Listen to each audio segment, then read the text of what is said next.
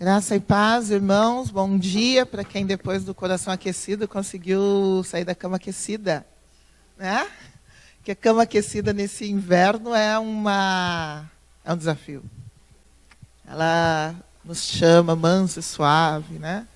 De manhã, nos abraça, fala, é uma coisa incrível. Então, para vocês que conseguiram chegar, um excelente dia e que Deus fale conosco.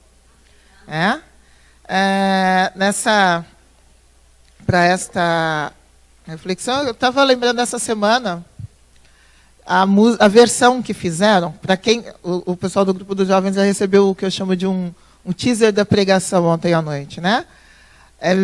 Essa semana foi difícil alguém não ver nada, não ouvir um pedaço, não ver uma piadinha de Shalom Now, né? Então hoje de manhã, será que a gente está juntos e Shalom Now? É pergunta, não é uma afirmação. Se a gente olhar a tradução, né? Shalom Now é raso agora. Pois é, eu estava pensando nisso, falando, gente, juntos e raso agora. É raso, é isso. Bom, é isso. Raso agora é meio complicado. Não, enfim, vamos pensar se a gente está junto e Shalom Now agora. Mas às vezes isso acontece, né? Acontece bastante, né? Estar junto vai ser uma coisa meio rasa, assim. E aí a gente tem um desafio um pouquinho diferente. A gente vai ver aqui uma igreja um pouquinho diferente disso, né? Durante a semana eu estava pensando nisso, né? Lembrando que tem a ver com o texto que eu tinha pego aqui. Mas um oposto disso é a lembrança que me veio agora de manhã no louvor, com a primeira música que foi cantada, Quebrantado. Ela trouxe o oposto do que é estar junto de uma forma rasa. Não sei se o Alessandro lembra, mas ele sabe. Falando, eu vou lembrar. Primeira vez que a gente ouviu e cantou essa música, Alessandro, foi lá em Porto Velho. Vai saber qual era o lugar. Era uma grande oca. Tinha uma oca mesmo, bem grande. E tinha gente cantando em inglês, em Suruahá, em Sateré, em português, em espanhol, em sei lá o quê. Era muita gente, eram muitas línguas diferentes cantando ao mesmo tempo. Esta canção. Eu lembro que eu só conhecia a música em inglês, aí eu ouvi que tinha gente que estava cantando em português. Eu pensei, já fizeram a tradução. Mas do meu lado tinha gente cantando em Suruahá. Um pouquinho mais à frente tinha em Sateré. Palmari também, tinha Palmari. E talvez Camaiorá, provavelmente Camaiorá também. E ali eu olhava assim, era lindo de ver, porque eu estava vendo, tinha uma linguista que é linguista prática, que ela está envolvida hoje numa das maiores polêmicas linguísticas do mundo, e ela tem dados que sustentam uma coisa. E ela está ali no meio da selva. Tinha indígenas, tinha médico, tinha piloto, tinha cozinheiro, tinha tudo que você imaginar de profissão, de background social, estava ali. E alguns cantavam em inglês, porque eram o que sabiam, outros em português, mas só tem uma coisa. Todo mundo louvava ao mesmo Deus e estava realmente junto, mesmo com línguas diferentes. É uma coisa linda. A gente estava ali naquele escudo, era um negócio doido que só Deus faz, né? E eles estavam realmente juntos. Era um grupo extremamente diferente um do outro. E eles estavam realmente juntos. Mas não é tão fácil a gente chegar num ponto de estar junto desta forma. E o texto que eu vou ler fala um pouquinho de como a igreja primitiva caminhou até estar junto de verdade. Atos 11, de 1 a 21, depois o 25 e o 26. Quem me conhece sabe que esse é o meu texto campeão de pregação, porque cada vez que eu leio, sai mais uma. E sai um jeito diferente. Né? Mas vamos lá. Vamos ler? Atos 11, primeiro de 1 a 21. Depois a gente vai o 25 e o 26. Encontramos? Todos encontraram? Vamos ler? Chegou ao conhecimento dos apóstolos e dos irmãos que estavam na Judéia, que também os gentios haviam recebido a palavra de Deus. Quando Pedro subiu a Jerusalém, os que eram da circuncisão o arguíram, dizendo: entraste em casa de homens incircuncisos e comeste com eles. Então Pedro passou a fazer-lhes uma exposição por ordem, dizendo: eu estava na cidade de Jope orando, e num êxtase tive uma visão, em que observei descer um objeto como se fosse um grande lençol baixado dos céus pelas 4 pontas, e vindo até perto de mim. E fitando para dentro dele os olhos, vi quadrúpedes da terra, feras, répteis e aves dos céus. Ouvi também uma voz que me dizia: levanta-te, Pedro, mata e come. Ao que eu respondi: de modo nenhum, Senhor, que jamais entrou na minha boca qualquer coisa comum ou imunda. Segunda vez falou a voz do céu: ao que Deus purificou, não consideres comum. Isto sucedeu por 3 vezes, e de novo tudo se recolheu para o céu. E eis que na mesma hora pararam junto da casa em que estávamos 3 homens enviados de Cesareia para se encontrarem comigo. Então o Espírito me disse que eu fosse com eles, sem hesitar. Foram comigo também esses 6 irmãos, e entramos na casa daquele homem. E ele nos contou como vira o anjo em pé em sua casa, e que lhe dissera: envia a Jope e manda chamar Simão, por sobrenome Pedro, o qual te dirá palavras mediante as quais serás salvo, tu e toda a tua casa. Quando, porém, comecei a falar, caiu o Espírito Santo sobre eles, como também sobre nós no princípio. Então me lembrei da palavra do Senhor, quando disse: João, na verdade, batizou com água, mas vós sereis batizados com o Espírito Santo. Pois se Deus lhes concedeu o mesmo dom que a nós nos outorgou quando cremos no Senhor Jesus, quem era eu para que pudesse resistir a Deus? E ouvindo eles estas palavras, apaziguaram-se e glorificaram a Deus, dizendo: logo, também aos gentios foi por Deus concedido arrependimento para a vida. Então os que foram dispersos por causa da tribulação que sobreveio a Estevão, se espalharam até Fenícia, Chipre e Antioquia, não anunciando a ninguém a palavra, senão aos judeus. Alguns deles, porém, que eram de Chipre e de Cirene, que foram até Antioquia, falavam também aos gregos, anunciando-lhes o evangelho do Senhor Jesus. A mão do Senhor estava com eles, e muitos, crendo, se converteram ao Senhor. 25 agora. E partiu Barnabé para Tarso, à procura de Saulo, e, tendo-o encontrado, levou-o para Antioquia. E por todo um ano se reuniram naquela igreja e ensinaram numerosa multidão. Em Antioquia, os discípulos foram pela primeira vez chamados cristãos. Então, a gente tem aqui uma igreja lutando um pouquinho para ficar junto. E essa é uma história muito legal, porque a gente ouve da igreja primitiva, e a gente ouve muito que eles comiam juntos, que eles estavam juntos, que eles tinham comunhão, que eles vendiam os bens para doar uns para os outros, que eles oravam juntos. E é uma igreja que tem uma história incrível mesmo. Mas, como lembrou ontem o Rodrigo Soeiro, no pedaço de pregação que eu consegui ver, e sem que a gente tivesse combinado, eles também tinham problemas. Era muito bom e muito bonito enquanto eles estavam juntos, mas o primeiro ponto é que eles estavam juntos, mas eram iguaizinhos. Todo mundo tinha ido para a sinagoga desde cedo, tinha aprendido a palavra, tinha aprendido a esperar o Messias junto, tinha caminhado com Jesus. Eles eram conhecidos como os do caminho, porque Jesus andava para cima e para baixo, eles andavam juntos. Então eles eram os do caminho. Não havia denominação cristãos ainda. Os do caminho. E anda com Jesus para cima e para baixo. Então todo mundo, quando alguém falava aquela parábola, eu lembro, eu estava lá no dia, eu vi. E quando alguém que não tinha visto ouvia, mas eu vi, eu estava lá. Como está escrito, tem muito essa questão. Como estava escrito nos profetas, realmente, eles tinham lido os profetas. Todo mundo tinha a mesma base em comum. Então, estar junto era, de uma certa forma, gostoso e tinha desafios, mas não tantos desafios.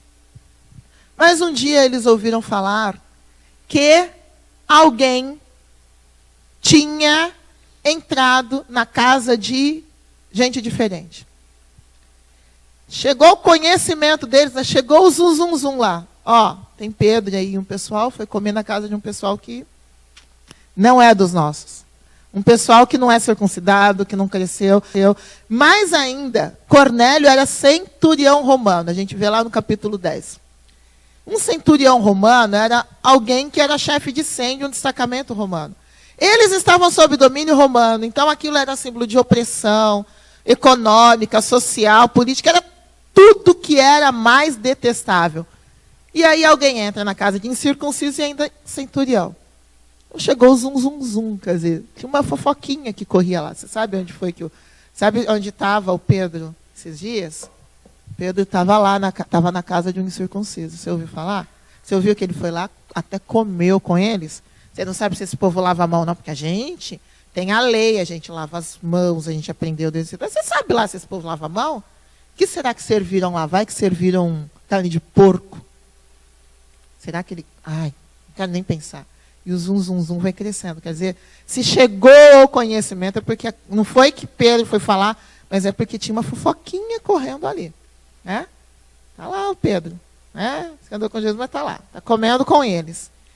E nisso que chega esta conversa, chama Pedro. Alguma coisa de bom, os apóstolos chamaram. Então vem cá, vem esclarecer esse negócio. E Pedro foi para falar. Mas havia esse desconforto.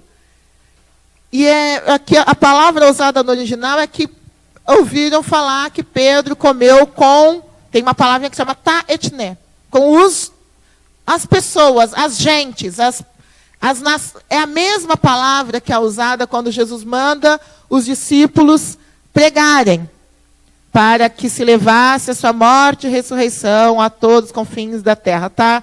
Lá em Lucas 24:4, ele diz, assim está escrito, que o Cristo havia de padecer e ressuscitar dentre os mortos no terceiro dia, e que em seu nome se pregasse arrependimento para a remissão de pecados a todas as nações. É a mesma palavra que fala aqui, que chegou ao ouvido dos discípulos que Pedro estava pregando. É a mesma palavrinha, tá, Etné? Seria para as gentes, para todas as... para a gente de tudo quanto é nação. Né? Então, a questão é que o que chega, essa fofoquinha, esse zum, zum, zum que chega de que Pedro está andando com gente diferente de outras nações, é interessante porque Jesus já tinha dito que depois que Jesus ressuscitasse, eles deviam anunciar para a gente de todas as nações. Então, como é que vai chegar a fofoca dizendo, estão fazendo o que Jesus mandou? Jesus não tinha mandado pregar para quem era diferente? Jesus falou, fiquem em Jerusalém, sejam revestidos de poder e construam um império através de Jerusalém. Foi isso?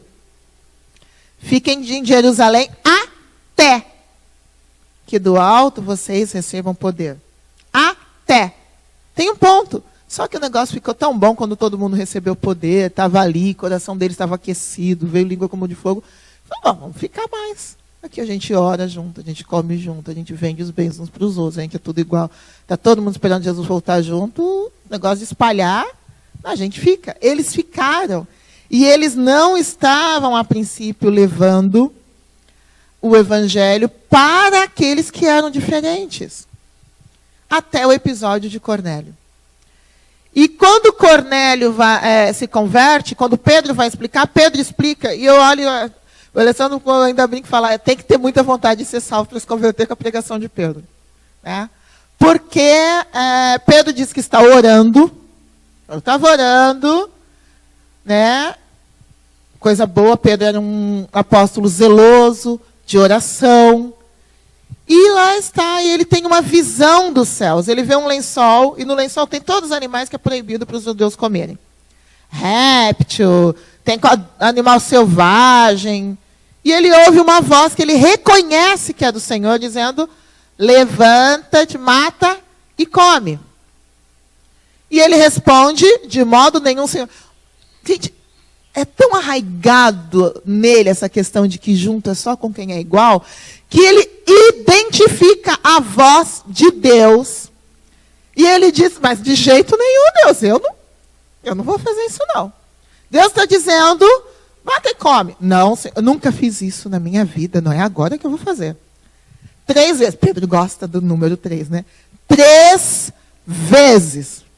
Não é nem um pouco teimoso, ninguém aqui, obviamente, espera ouvir a voz de Deus 3 vezes para obedecer. Só Pedro. Pedro, mata e come. Não, eu nunca toquei nada dessas coisas comuns, essas coisinhas aí. Não, Senhor. É absurdo, ele reconhece, é o Senhor. Senhor, Olha, tu és Senhor, mas eu estou te desobedecendo. Eu não vou fazer. É basicamente isso. Porque chamar Deus de Senhor e dizer, não, é Senhor ou não é? Não, eu não faço. Não, nunca fiz isso. E aí, o que Deus diz é, você não torna comum aquilo que eu já purifiquei. Não é comum. Deus dá uma bronca em Pedro. E nisso, a gente tem Deus dizendo o quê? Você não... Eu purifico. Não é você, não é teu ato. Sou eu que purifico. A purificação vem de mim. E nada daquilo que eu purifico pode ser considerado comum de novo. Essa palavra que é usada, ela é usada para santificação também, lá quando se fala no Levítico e tudo. As coisas que são separadas para Deus, os instrumentos separados no tabernáculo, o processo de purificar da lepra. Quando se traduz para o grego o Antigo Testamento, se usa a mesma palavra. E aí Deus está dizendo, aquilo que eu purifico, que eu separo, que eu santifico, não é você que vai dizer que é comum.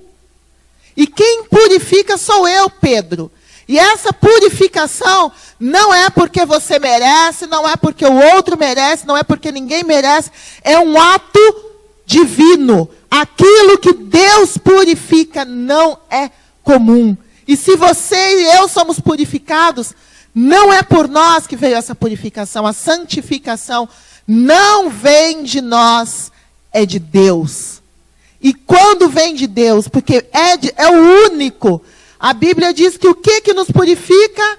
Tem um versículo que fala, o sangue de Jesus Cristo, seu Filho, nos purifica de todo pecado. Deus purifica, e isto custa o sangue de Jesus. Portanto, o que é purificado por Deus não pode ser questionado. Não é meu, não fui eu, não foi meu esforço. E Pedro vai aprender isso quando termina a visão, chegam os homens e falam para ele ir com ele, porque Deus tinha mandado. E o Espírito Santo diz, vai. Agora não foram 3 vezes. Depois de ouvir aquilo tudo, ele vai. E é na casa de um centurião romano. Ele é um taetnê, um homem das outras nações, é dos outros, ele é romano, ele é centurião, isso significava costumes horríveis. Os costumes do Império Romano naquela época fazem a nossa sociedade parecer puritana. Eram coisas muito degradantes. Ele está lá representando toda a força de uma opressão do império econômica, social, política, religiosa. Ele vem de uma tradição de ter deuses para tudo, até Deus desconhecido, porque não era só em Atenas, em Roma também, eles têm um palácio, eu e o Alessandro, o Teodoro era pequenininho, esteve também.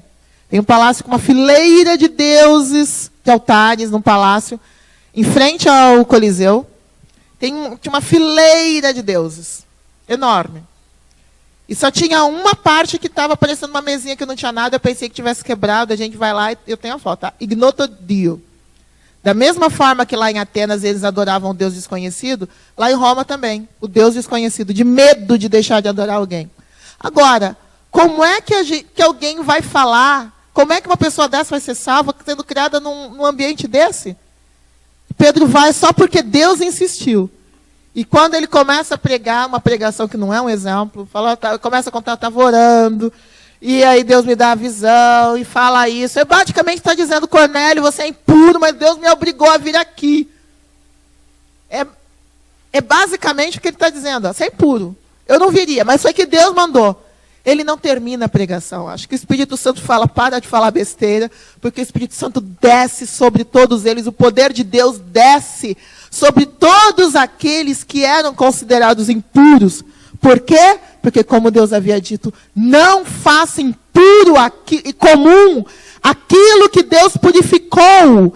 E Deus derrama o seu Espírito mostrando, olha, eu purifico, eu derramo o meu poder sobre quem eu quero, porque são meus. Cornélio queria, desejava a salvação com a sua família toda. E de repente Pedro está vendo um novo Pentecostes acontecendo. Porque ele fala, como veio sobre nós? De novo a mesma coisa, está todo mundo ali falando, ele não consegue terminar a pregação. Ele olha para aquilo e fala, eu não tenho poder para resistir a Deus. Literalmente, no original é isso. Eu não tenho poder para parar Deus. Deus é imparável, para usar um neologismo que rolou uns tempos atrás. Não dá para parar. Eu não tenho poder para isso. Eu tenho que me render.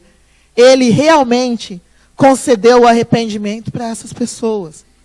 Por mais diferentes, por mais surpresa que isso cause, realmente é para eles. O evangelho também. E aí quando ele chega na igreja para os apóstolos, ele vai contar e ele termina dizendo, ok. Então, para essas outras, para os diferentes também foi conseguido o arrependimento. Que bom. E vamos continuar? Juntos e shalom now. Juntos e rasos agora. Vamos continuar aqui. Que bom, mas é exceção, então. Cornélio, ok. Que bom que ele se arrependeu. Mas a gente continua com uma igreja que é de judeus para judeus. Sabem por que a gente consegue ver isso? Porque lá no 19, diz que mesmo depois que vem a perseguição, e eles são dispersos, eles vão para Fenícia, para Chipre, mas eles anunciam apenas aos judeus. Era monopólio. Cornélio, ok, Deus quis alcançar Cornélio, mas o evangelho é para nós. É mais fácil, a gente procura o igual, chega lá, congrega com ele, fala para ele, ele aceita. Até que, no versículo 20, a gente tem a virada. Não vai ser mais juntos e rasos agora, juntos e shalom now. No versículo 20, alguns, porém, que eram de Chipre, de Cirene, que foram até Antioquia, falavam também aos gregos. Ufa, finalmente, depois de todo aquele tempo que Jesus tinha dito para falar para os demais, depois do Espírito Santo ser derramado, depois do Pentecostes ter acontecido, finalmente alguém começa a falar a quem era diferente. E surpresa! A mão do Senhor estava com eles e muitos crendo se converteram ao Senhor. Quando chega nesse ponto de que eles começam a falar para as outras gentes, para as outras pessoas, tem esse versículo que não está aqui à toa, dizendo que a mão do Senhor estava com eles. Tinha um grupo que foi para a Fenícia, outro grupo foi para Chipre, e eles pregando somente aos judeus. Mas quando começam a falar para quem é diferente, a mão do Senhor estava lá. Aí a mão do Senhor começa a atuar, e aí começa a ter um movimento para que eles, de fato, se tornem aquilo que Deus sonhou, aquilo que vai abalar o império. Antioquia não era Roma, é engraçado, porque Antioquia não era Roma, não era aquela cidade, que a capital do império, de onde tudo iria se espalhar. Também não era Jerusalém, onde estava a capital do mundo judaico. Mas lá de Antioquia aconteceu um movimento que abalou a história do mundo. Lá em Antioquia, a mão do Senhor estava com eles. E eles começam a falar a gente diferente, a gente que tem outros deuses, que tem outras culturas. E eles começam a estudar a palavra juntos, e o negócio cresce, chega a Jerusalém, Jerusalém manda Paulo, manda Barnabé, e eles ficam ali estudando, e diz que muitos se converteram. De início eram os do caminho. Mas agora, é gente que cresceu no judaísmo, que fala, olha, eu sou judeu dentre os judeus, como Paulo, da tribo de Benjamim. É gente que cresceu como grego e adora tudo quanto é Deus. É gente que talvez já seja agnóstico, ou que esteja em alguma corrente filosófica. É uma mistura enorme de gente muito diferente. O desafio não devia ser pequeno. Como é que eu faço para que eles entendam quem é Jesus, que Jesus é Filho de Deus, que começa pela pergunta, qual Deus? Você fala, falar para o Messias, Jesus é o Messias, é o Cristo enviado por Deus. Aleluia, ele chegou. Falar para um grego, Jesus é o Messias. O que é Messias? Qual Deus? Opa! Era muito mais difícil, mas a mão do Senhor estava com eles. E eles começam a agir de tal forma que depois ninguém mais sabe quem é judeu ou grego direito, está ali no meio, e eles comem juntos, e eles vivem juntos, e eles oram juntos, e eles falam juntos, e Deus distribui dons para eles. Ali a gente vai ver depois que tinha profecia, que tinha ação social, que tinha uma série de coisas que Deus começa a agir. E isto chama a atenção da cidade. E lá na cidade, outros, não eles, começam a usar um novo termo para se referir a eles. Cristãos. Os cristianos. O que isso quer dizer? Eles deixam de ser os judeus, os do caminho, os gregos, para serem uma única coisa, para terem um único nome e uma única marca. E não qualquer marca. Cristianos, queria dizer o seguinte: aqueles que têm o nome que vem de quem segue. Então, tinha os de fulanos, mas eles passam a ser os de Jesus. O nome deles passa a ser os de Cristo. O Flávio Joséfo fala que eles são a tribo dos cristãos, que recebem o nome a partir dele. O nome que eles têm, como sobrenome, você não é um Silvio, eu sou Trigueiro e tudo que vem, eles passam a ser como se fosse uma família que tem um nome só, que vem, quem dá o nome é o próprio Cristo. Vocês têm noção do que significa isso? Uma única família, um único nome, de gente tão diferente. O que significa? Eles agiam, eles pensavam, eles sentiam como Jesus de uma tal forma que eles são identificados como um único corpo, um único grupo, um único nome. Os cristãos, os de Jesus. O relacionamento que os une não é raso, é tão profundo. Por quê? Porque eles são aqueles unidos pelo sangue de Jesus, que purifica não apenas judeus ou gregos, mas todos do pecado. Eles são aqueles que não são comuns. São aqueles a quem Deus purificou. O padrão do mundo naquela época e hoje ainda é separar as pessoas por classe, por cor, por costume, por de onde vem, o que aprendeu, por se tem tatuagem ou não, se o cabelo é de um jeito ou de outro, se o batom é verde ou se é o nude, né? Mais suave. É um padrão do mundo. E aí a gente tem algumas unidades efêmeras que passam logo, que é como fazer uma colagem, né? Cola uma metade na outra, não é mesmo? Cola nos semelhantes, é um juntos e shallow now. Mas Deus tem uma proposta diferente de relacionamento para a gente. Não é colagem, porque colagem forma Frankenstein. É um pedaço daqui e um pedaço dali. Agora o pessoal entendeu a figurinha, né? Colagem forma Frankenstein. Mas nós somos chamados para ser o corpo de Cristo. Não uma colagem de gente diferente. Mas um só corpo.